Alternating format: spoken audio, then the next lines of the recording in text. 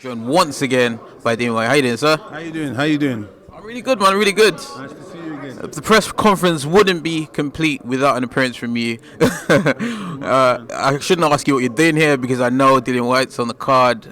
He's taking on Oscar Rivas. Why? Why is he taking such a heavy challenge? Do you know what? Listen, like I say, and I continue saying, he's the can man. Anyone can get it. He wants the best fights. He wants to give the fans, an exciting time.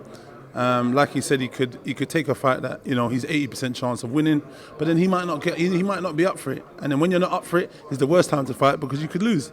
Heavyweight division, all it takes is one punch, and it changes the dynamics of the game. So he picks the guys that he tries to pick the best opponent that are available to him. And in this one, we've got him facing a former Olympian in Oscar Rivas. So he's got great pedigree as an amateur coming into professional ranks. He's done amazing also. He's 26-0 with 18 knockouts. So, this guy means business. He's got a great physique. He looks the part.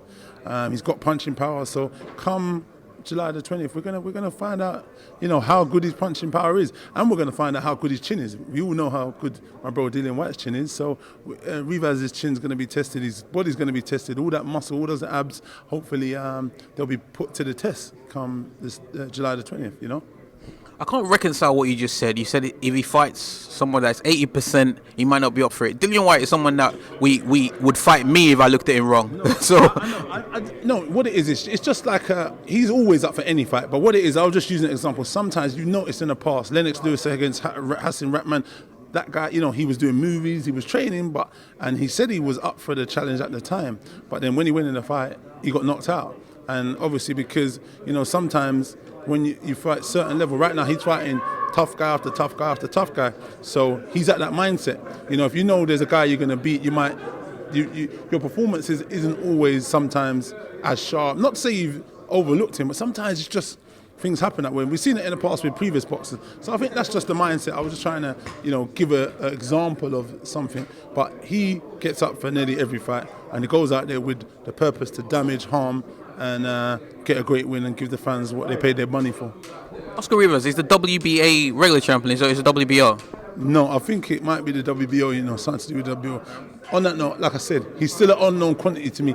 I've been doing a little bit of a homework recently over him because he only came on the radar recently to us, you know what I mean? So before that, I didn't know much about him. So, I've read up about him and I've watched him in a few fights, so, Yeah, he's got a good amateur pedigree, and he came into notoriety, like you said, when he beat Brian Jennings.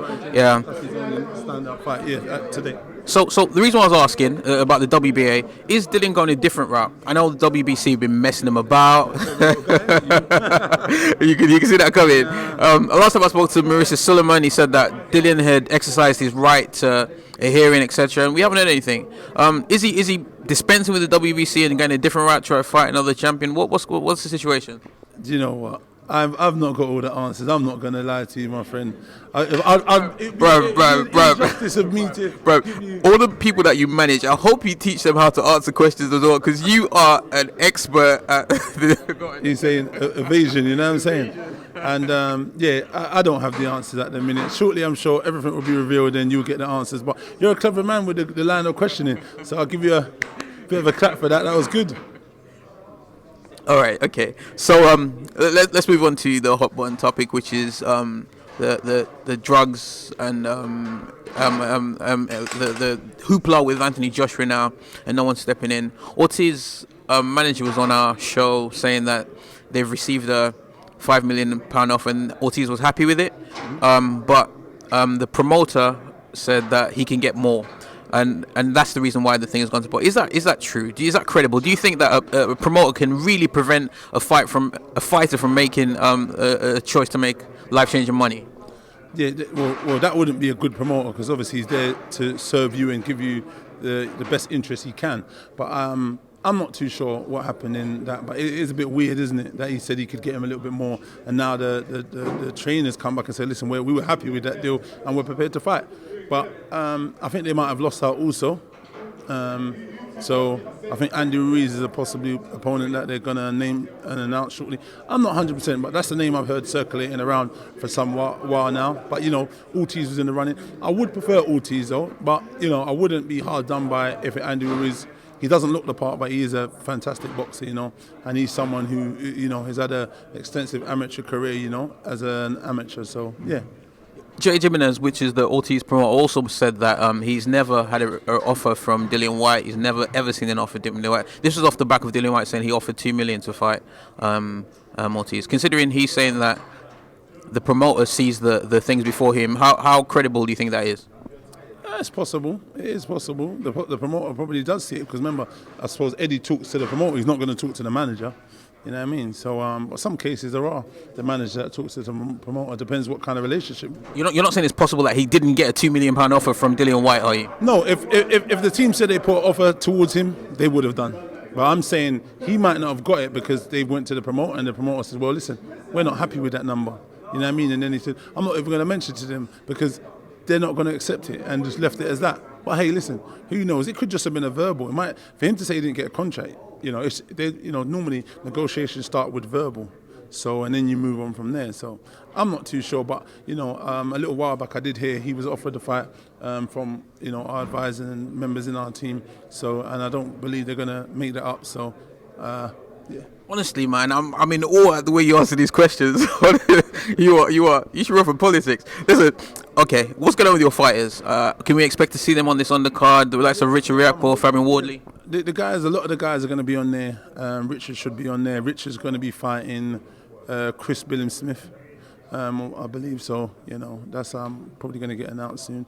And then we're going to have John Harding Jr. that should be on there. And Fabio should be on there. So most of the guys definitely should be on there. But all will be revealed that later. I'm hoping to get Shakan Pitters on there also. And we'll just see how that goes, The model that you currently operate is off the back of what Dillian Whyte is doing, where he's a free agent and he can box at any show. Is that the same module I'm trying to do? Because even for me, I'm trying to get... I talk closely with MTK, which Lee Eaton, nice guy, friend of mine. And then obviously I've been in liaison with Frank Warren so I can get boys on that show. So potentially I want to keep them free so they can work on any of the shows and just get them active and get the visual and attraction to them, I think from a fan's perspective, it's great that fighters are free agents, that we can see them on any platform. But when you consider someone like Joshua Buatsi and Lawrence Okoli that are sort of stable because they are signed to a particular banner underneath Anthony Joshua, do you think that people like Richard Riakpo and Fabio Wardley might benefit from being attached to someone like Matchroom, or do you think they're better placed to float?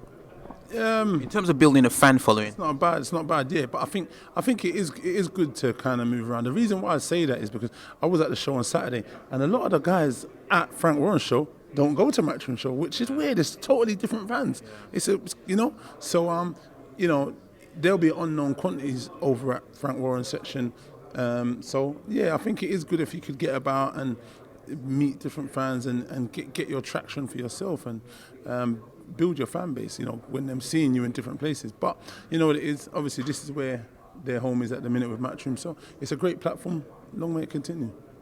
Well, judging by how hard you work in the Martin press conference, I see they're obviously in good hands. Long may it continue. Anything else that you'd like to add? Not really much, but listen, check out Shakan, May the 10th, Ultimate Boxer. If you don't know, get to know. Look him up, man. Appreciate your time, brother. We'll be there to cover that. Thanks a lot, Dean Whyte. Feel free to hit the like, subscribe, and share. As always, if you want to support us to the next level, head over to the patreon.com/ThaBoxingVoice. We have tons of exclusive from Border Wars, Entitled, betting shows, the list goes on and on and on. But in addition to that, if you guys have questions for fighters, trainers, and promoters, this is where you can submit them. We will run out, get these questions answered, and put it back on the show just for you guys. Appreciate it. Peace.